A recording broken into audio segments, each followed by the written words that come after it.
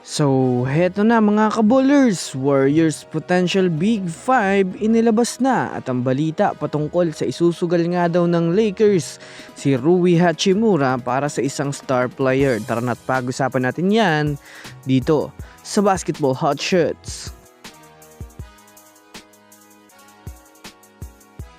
Una nga muna tayong dumako mga kabowlers sa balita patungkol sa isusugal nga daw ng Lakers si Rui Hachimura para makakuha ng panibagong superstar. Sa ngayon nga po mga kabowlers, malaki nga po ang posibilidad na makakuha pa ang Lakers ng isang magaling na superstar na maaaring maikampi nila kay Luka Doncic next season. Ito ay dahil na rin naman sa sobrang laki nga po ng assets na kanilang balak gamitin upang makakuha ng panibagong manlalaro.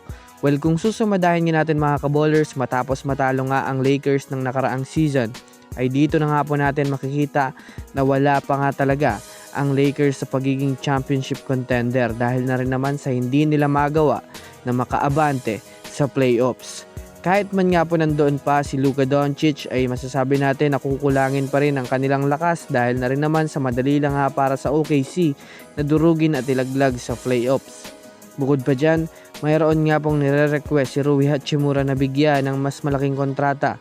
Ngunit, syempre, kung iisipin nga natin mga kabowlers, mas marami pa nga talagang option na mas maganda tulad ng gamitin nga siya para makakuha ng mas magaling na superstar. Hindi rin nga ito malabong mangyari lalo pat marami din ngang superstar ngayon ang binibigyang interes ng Los Angeles Lakers. Samantala, pumunta naman tayo mga kabowlers sa balita patungkol sa potential Big 5 na maaaring mabuo ng Warriors anumang oras ngayon. Dahil nga po sa may bago ng malalaro ang Warriors kahapon na si Axel Lenderborg, dito na rin naman nga po magsisimula ang Warriors na kumuha pa ng mga player lalo pat sobrang nga pong labo na ipagpatuloy ang kanilang kasalukuyang lineup ngayon dahil sa kanya-kanya nitong mga issue lalo na sa injury. Base nga po sa pinakabagong update na inilabas ngayon galing sa mga eksperto, since si LeBron James nga po ay inaantay na lang ng Warriors na pumirma sa kanilang kupunan, ay dito na nga natin masasabi na sobrang mataas na ang porsyento na matuloy na ang pinapangarap ng mga fans. Well, kapag nangyari yan mga kabowlers, makakabuo ang Warriors ng power duo na sasamahan ng kanilang mga matitinding player. Inaasahan din nga ngayon na maaaring mabigyan pa ito si Kristaps Porzingis ng contract extension lalo pat health condition lang naman ang issue dito.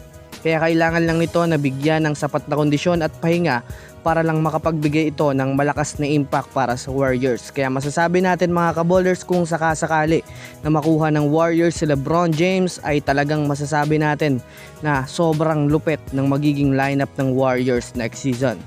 Kaya abangan natin ito mga kabowlers. So yun lamang mga kabowlers, yan lang na muna ang ating pag-uusapan sa ngayon. Pindutin ang subscribe and hit nyo na rin ng notification bell para sa mga susunod na updates sa mundo ng basketball. Again, this is Basketball Hot Shots.